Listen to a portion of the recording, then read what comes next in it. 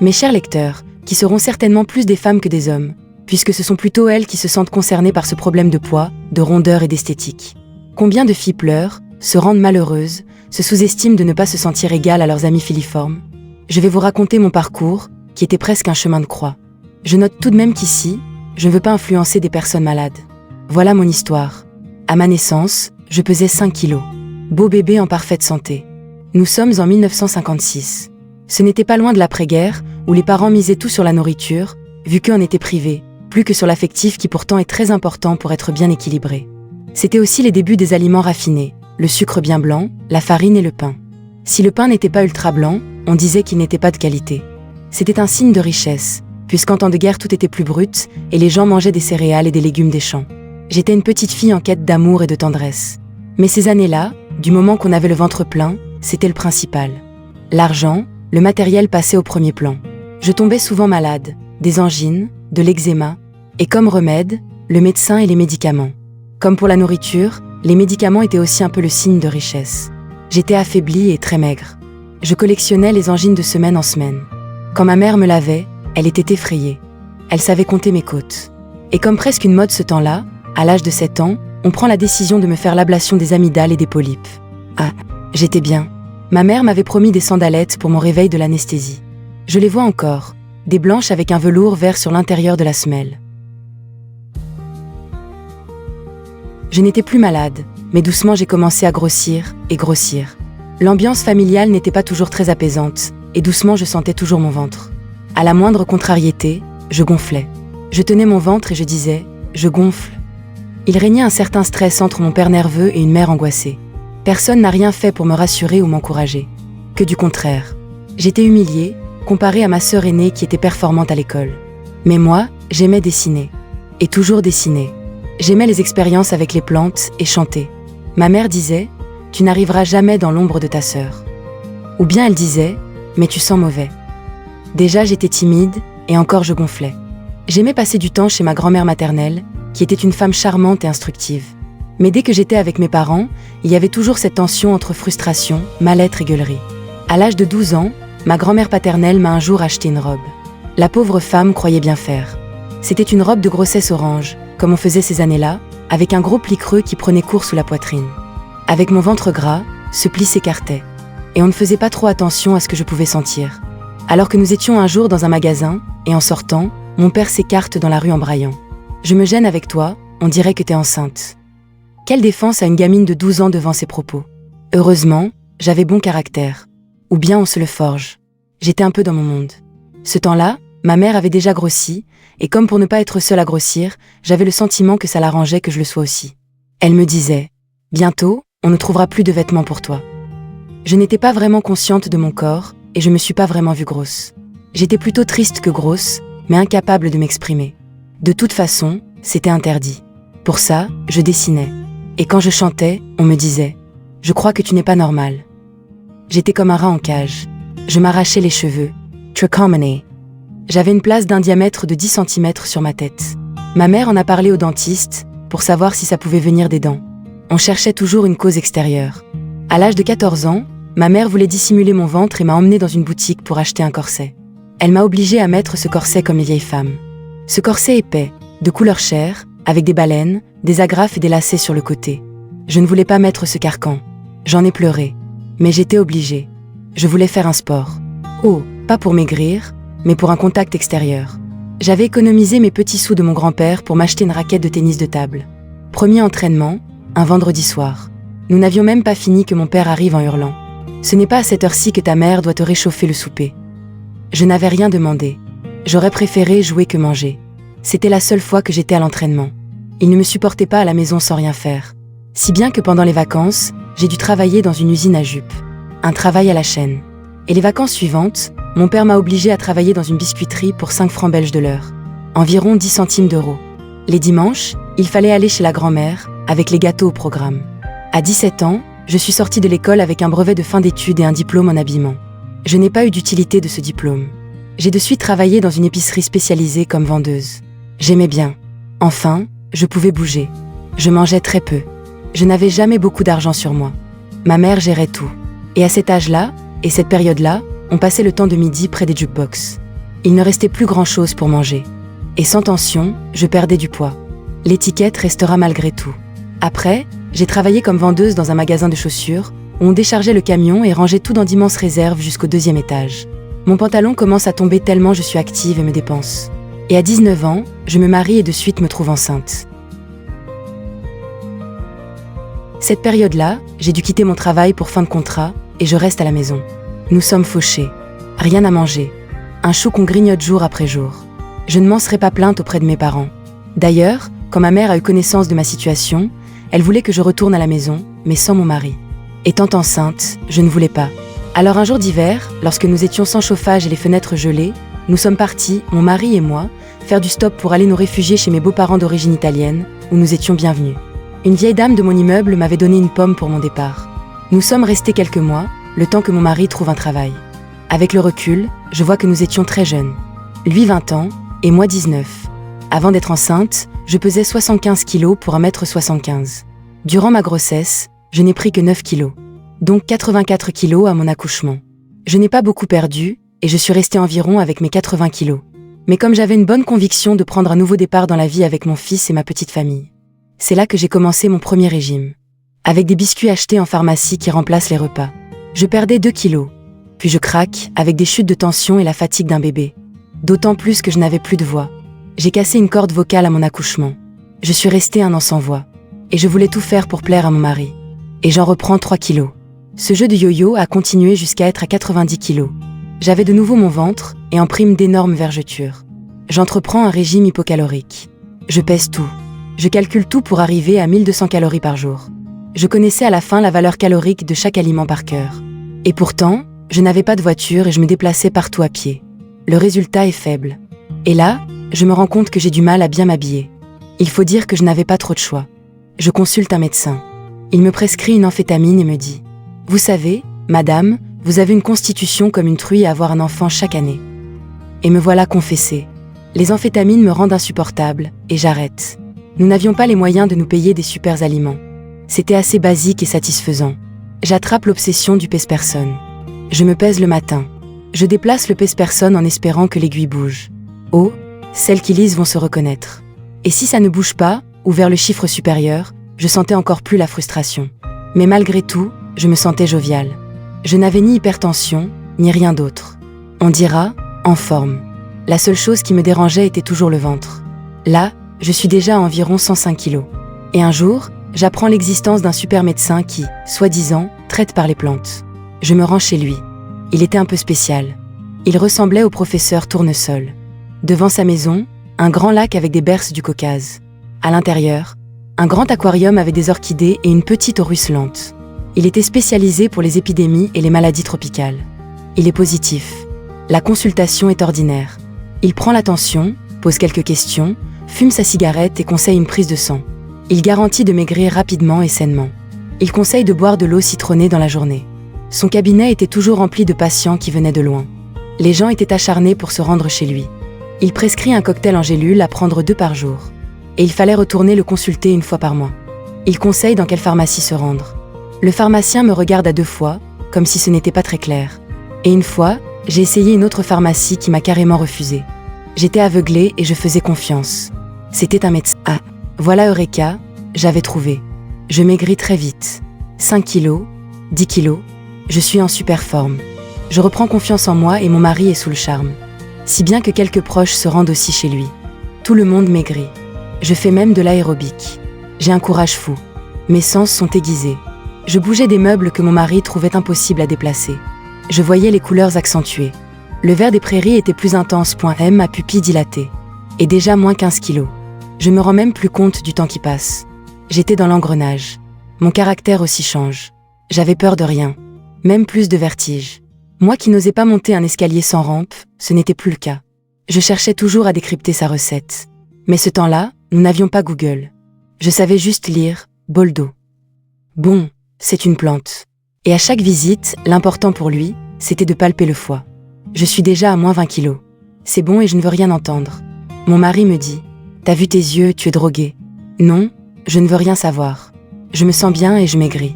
Et je suis quand même un peu nerveuse. Et le temps passe vite. 1 année est déjà passée. Et je continue. Et me voilà à moins 25 kilos. J'ai souvent la bouche sèche, mais c'est normal. Par moments, j'ai des palpitations et je me couche. On n'arrive plus à me raisonner. Je ne supporte plus grand-chose. Je m'énerve avec mon fils. Et je continue. Ces gélules m'empêchent même d'avoir le ton juste. J'attrape aussi des petites taches rouges dans le cou. Et par moments, je fais des cauchemars. Et je continue. J'avais une libido sexuelle démesurée. Et comme je me sentais avec des rythmes cardiaques de plus en plus irréguliers, je sautais une gélule sur 2. L'effet n'était plus aussi actif. Et doucement, je suis à moins 30 kilos sur environ 1 an et demi. J'ai encore continué à les prendre bien pendant 1 an, mais très irrégulièrement. Peut-être m'avait-il aussi diminué la dose avec le temps. C'était mon poids final. J'étais de nouveau pas loin de mes 75 kilos. J'étais, disons, mince, pour moi, mais de plus en plus mal. Une nuit, alors que je me suis levée pour aller boire un verre d'eau, je me suis évanouie. Avec des palpitations, une soif intense, et la bouche sèche. Ces gélules donnaient tellement de courage que, si bien, mon mari qui travaillait dans des montages métalliques en prenait les jours où il devait grimper trop haut pour éviter le mal de vertige. Durant cette période, je m'étais même acheté des casseroles spéciales pour cuire sans graisse. Et un petit sauna caisson en bois avec des infrarouges. Ainsi qu'un petit appareil avec des boules de buis pour faire des massages. C'était une petite option par rapport aux gélules. J'avais même consulté un naturaliste en Allemagne qui m'avait conseillé de prendre 3 douches froides par jour. Ce que je n'ai pas fait. J'ai commencé par arrêter de prendre ces gélules. Et un jour, je me trouve dans un grand magasin de vêtements où la moquette était à carreaux noirs et blancs. D'un coup, je vois le sol tourner en rond et les couleurs se mélanger. J'ai appelé du secours pour rentrer chez moi. Et depuis ce jour-là, je n'avais plus d'équilibre, je tombais facilement. J'avais le courage pour me sortir de cette situation, je pleurais. Je déprimais tous les jours. Je n'ai jamais cherché à me faire hospitaliser. Je gardais mon courage. En voiture, devant un passage à niveau, j'ouvrais la porte, J me sentais étouffée. Et dans la douche pareil, quand le rideau était fermé. Les nuits, je rêve et je me sens tomber. J'ai commencé à consulter. D'abord un psychiatre. Il me dit juste « Madame, vous avez les symptômes d'un drogué en manque ». J'habitais un petit pavillon près d'une rivière. Tout le décor y était pour être heureuse. Mais le soir même, par un bel été quand le soleil se couche, je craque et fonds en larmes. Je commence à m'informer dans des livres homéopathiques ou de plantes. Je consulte un ancien médecin de famille. Lui me fait le diagnostic et me dit « Si on tape sur un cheval, il court, puis il est couché là ». J'étais anti-médicament. Mais pour m'en sortir, je devais prendre un petit tranquillisant. Et en homéopathie, de l'anacardium oriental et des fois de l'argentum nitricum. Et cette descente aux enfers va durer 4 ans. Avec le temps et les recherches, j'ai réussi à connaître la formule de mon fameux cocktail. Il y avait du diéthylpropion, coupe-faim, genre d'amphétamine, de la poudre de thyroïde, du bol d'eau, un tranquillisant, le méprobamate, et un diurétique. Donc, avec ce cocktail, on est stimulé. Et pour ne pas sentir l'effet excitant du coupe-faim, le tranquillisant fait son effet. Le diurétique, pour perdre encore plus d'eau. La poudre de thyroïde pour stimuler la thyroïde. Et le bol d'eau pour préserver le foie. Et cet ensemble fait maigrir. Mais à quel prix? Je ne critique même pas le médecin. C'était un bon médecin, surtout pour les diagnostics. Mais peu de temps après, une femme est décédée à cause de ce traitement qui a provoqué un arrêt cardiaque. Et ce médecin a été rayé de l'ordre des médecins. Il avait déménagé et s'est installé comme herboriste. J'aurais donné n'importe quoi pour retrouver ma joie de vivre. Mais il n'en était rien. Je n'avais plus la tête à penser aux calories ou au régime. Ma seule obsession était d'être bien et souriante comme quand j'étais ronde. Donc je mange à ma faim, je regrossis doucement. Mais les kilos arrivent bien plus vite que ma joie de vivre. Après 4 années de souffrance, et mon mari qui ne comprenait pas bien, il m'a arraché un jour un lustre en disant « Mais qu'est-ce que tu as ?» Mon poids initial est revenu. Et j'ai commencé à travailler les week-ends comme serveuse. Et mon couple bat de l'aile. Mon mari, peu délicat, me traite de gros tas de merde. Et un jour il me dit « Quand feras-tu quelque chose pour ta graisse ?» Je divorce et prends ma vie en main. Je me suis juré que plus jamais dans la vie je ne prendrai des médicaments pour maigrir ou pour plaire à qui que ce soit. Entre-temps, j'ai déménagé et j'habite seule avec mon fils. Je suis bien, mais avec toujours mes kilos. Toujours ce ventre qui me dérange. Alors je consulte un chirurgien pour faire l'opération du tablier. Je ne voyais que des avantages. Ça va refaire en même temps mon hernie ombilicale, retirer quelques kilos et une grosse partie de mes vergetures. Le chirurgien voit d'un œil positif mon projet d'opération. Il me prévient de la grande cicatrice qui va presque d'une hanche à l'autre et de la non-sensibilité de la partie coupée. Et je me fais opérer dans un hôpital au Luxembourg. Arrivé le jour J, le chirurgien me dessine d'un marqueur l'endroit coupé. Et je rentre au bloc opératoire sous anesthésie générale. À mon réveil, je ne suis pas trop soucieuse. Le principal, c'est que je n'ai plus ce ventre. Un nouveau nombril a été coupé. Une grande couture au-dessus du mont de Vénus. et 2 drains avec des bidons aux extrémités pour recueillir le sang qui coule. Après 4 jours, je peux rentrer à la maison. Une amie vient me chercher et j'étais contente. Le chirurgien m'avait coupé 4 kilos de graisse. 2 jours après, je me sens très mal. J'ai 41 de fièvre. Ma couette dans le lit est trempée de sueur froide. Je téléphone aux urgences. Mais ils me disent que, comme j'étais opérée dans un autre pays que là où j'habite, ils ne se dérangent pas. Alors le matin, je prends ma voiture et me rends à ce même hôpital au Luxembourg. Le médecin m'a croisée et ne m'a pas reconnue. Le médecin me fait une prise de sang et panique. Il prévient l'infirmière de me préparer une chambre, que c'est urgent. J'avais attrapé lors de l'opération un staphylocoque doré. Il m'a mise sous perfusion avec un antibiotique très puissant. Je suis restée bien une semaine. Il ne voulait pas me lâcher. Après, j'ai appris qu'une femme était décédée peu de temps avant, au même étage, d'un staphylocoque. Après maintes réflexions, je ferme le dossier poids. Je jette mon pèse-personne. J'attends la guérison de ma cicatrice. Le principal est que je ne sente plus ce ventre. Mon poids n'a pas beaucoup changé. Je me sens bien. Si bien que j'ai même posé pour un photographe, pour des photos de charme qui faisaient partie d'une exposition. Et je me suis rendue à cette exposition. En arrivant, le photographe était justement en train de donner des explications devant une de mes photos à des visiteurs qui trouvaient que ça sortait de l'ordinaire. Une femme forte sur des photos de charme. Elles étaient assez jolies, pas vulgaires, et en noir et blanc. Je commençais à m'accepter. J'étais libre. J'avais retrouvé ma joie de vivre. Surtout que j'avais trop souffert. Cette période-là, je travaille beaucoup. Je suis caissière dans un bar et dans une discothèque. Et j'avais ouvert une agence matrimoniale. Je vivais très intensément. J'ai même participé au tournage du film Un loup-garou à Paris, en tant que figurante. J'ai le sourire. La vie est belle. J'ai beaucoup d'amis et je vis beaucoup la nuit. Je remarque aussi que les clientes qui fréquentent la discothèque sont très mitigées. Et les filles fortes sont assez sollicitées. Et j'en fais même partie. Je ne me préoccupe même pas de ma cicatrice qui reste assez longtemps vilaine. Le surpoids, je me sens même plus concernée. Quand autour de moi on discute régime ou liposuction, je ne prête même plus attention. Et je me dis, pourquoi ces femmes se torturent-elles à tel point pour pas grand-chose? L'important est l'âme, le reflet de son âme, et le rayonnement qu'on dégage. Combien de fois a-t-on vu des filles minces qui se trouvent grosses? Et des grosses qui ne prêtent même pas attention à leur tour de taille. Une femme ronde, bien habillée, soignée et souriante peut trouver un homme partout. Et combien d'hommes ont des femmes minces et grincheuses qui sont fatigués d'entendre leurs femmes se plaindre des kilos? À cette période-là, j'avais un ami, un client de l'agence matrimoniale. Il me racontait ses aventures. Nous avions une bonne complicité et je l'écoutais toujours. Des fois, il me disait « Pourquoi tu ne donnes pas des rendez-vous dans un hôtel? Tu pourrais gagner de l'argent. » Je me sentais bien, mais pas au point de jouer l'escort girl. Je ne comprenais pas toujours bien ce qu'il voulait me faire comprendre. Les filles, soignez votre sourire plus que le scalpel. La plupart des hommes qui vous désirent ne voient même pas vos défauts. Et de temps en temps, ma mère ne peut s'empêcher de me faire encore des remarques. Et ceci 20 ans après. Elle me dit « Mais où trouves-tu des si grands pantalons ?» Ou bien, quand elle voit que les desserts ne m'attirent plus trop. « Mais de quoi t'es si grosse alors ?» Je dois dire, elle ne m'atteint plus.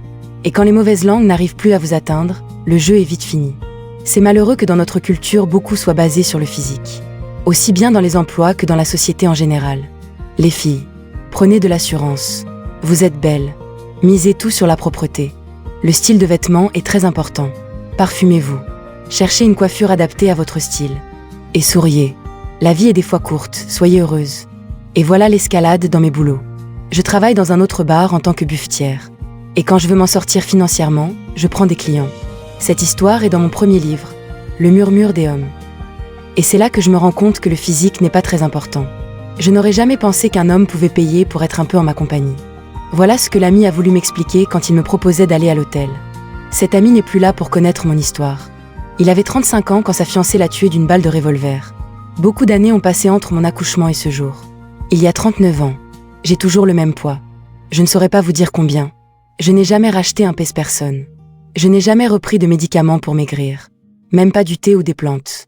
Je n'ai pas de cholestérol, ni diabète, ni hypertension. Je sais juste que je sais mettre des vêtements d'il y a 10 ans. Ces dernières années, je suis moi. Je m'habille comme j'aime. Je ne regarde pas ce que pensent les gens. D'ailleurs, quand je rencontre des personnes, on me complimente sur ma façon d'être. On me demande même des fois si je suis styliste ou décoratrice. Il m'a fallu du temps pour être pleinement moi. J'aime m'habiller dans des friperies et fouiner dans des brocantes. Il ne faut pas spécialement beaucoup d'argent pour se rendre séduisante. J'ai même un strict minimum de produits. Il m'arrive de laver mon visage en mettant un peu d'huile d'olive et du sel marin dans mes mains, puis je frotte le visage. Ça fait comme un peeling, et en même temps c'est nourrissant. Pour les cheveux, j'ai un simple déterge bio. Je mis juste sur un fond de teint de qualité et des parfums de grands parfumeurs. Et de toutes ces années où j'ai pu consulter des médecins pour d'autres bobos, jamais un médecin ne m'a dit « Madame, il faut maigrir ».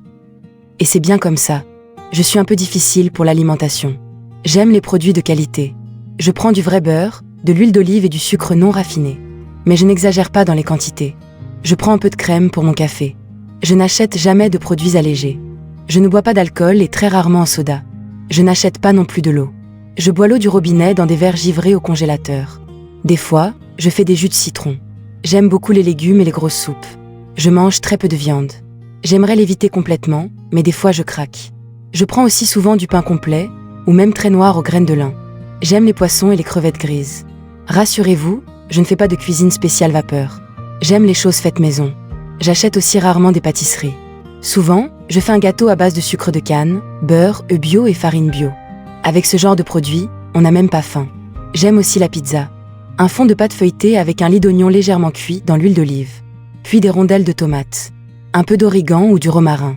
Terminé avec un vrai emmental râpé. C'est délicieux. Même froid. Vous pouvez mettre aussi des anchois. Et si vous voulez faire la pâte vous-même, c'est très simple. 300 g de farine, une petite cuillère de sucre de canne, un fond de verre d'eau tiède avec de la levure de boulanger diluée et 3 cuillères d'huile d'olive. Le tout mélangé et laissé à lever. Ce sont des produits très simples, nourrissants et appétissants. Il m'arrive de déjeuner avec des sardines à l'huile d'olive, avec un filet de vinaigre. Je ne fais aucun régime. Toutes ces choses, je les aime. Puis il m'arrive de faire une soupe d'oignons avec du gruyère, ou bien une soupe moitié tomate et poivron rouge, ou des galettes de pommes de terre râpées, additionnées d'un blanc de poireau en rondelles ou de persil. Il m'arrive aussi de faire une salade de pommes de terre, une tomate coupée en petits dés, une échalote ou un oignon, un rouge de préférence, vinaigrette à l'huile d'olive et quelques lardons bien rôtis. Tout ceci pour dire que j'évite un maximum les produits chimiques et les colorants. Les glaces aussi, je les fais, malgré que je ne veux pas trop consommer de produits laitiers. Il m'arrive de faire de la glace aux fraises principalement. Mais pourquoi pas avec des pêches, des framboises ou même des bananes. Dans un plat, mettez environ 200 g de fraises lavées, un sachet de sucre vanillé bio et un peu de sucre de canne. Vous recouvrez de crème et mixez le tout. Vous mettez au congélateur et c'est tout. Elle est plus vite faite que d'aller au magasin du coin. Je n'aimerais pas faire une promotion pour les personnes rondes. Mais il vaut mieux s'accepter et être heureux que de se torturer toute la vie. C'est ma conviction personnelle. Dommage qu'il m'a fallu autant d'années pour m'en rendre compte. Dans mon fort intérieur, j'ai toujours pensé que ces histoires de poids, c'était un peu comme si un hippopotame faisait un régime pour devenir gazelle ou girafe, ou l'aigle qui veut devenir moineau. Dans notre civilisation, on dirait qu'il y a un gabarit type où chaque personne devrait rentrer dedans. Et pourtant, tous les goûts sont dans la nature. Je conseillerais aussi aux parents de prêter attention aux désirs des enfants, de ne pas les laisser dans la frustration, qui peut déclencher l'envie de se jeter sur la nourriture ou le sucre, et qu'ils prennent confiance en eux. Pensez aux belles femmes qui font la belly dance dans les pays arabes, qui se déhanchent sur la musique, bien active, avec des fois des seins plantureux et le ventre qui bouge. Et tous ces hommes qui bavent. Et les Sénégalaises avec le fessier généreux qui sert de porte-bébé, mais qui ont une joie de vivre et qui sourient aux éclats. Soyez vous-même. Soyez heureuse et généreuse. Le monde est diversifié.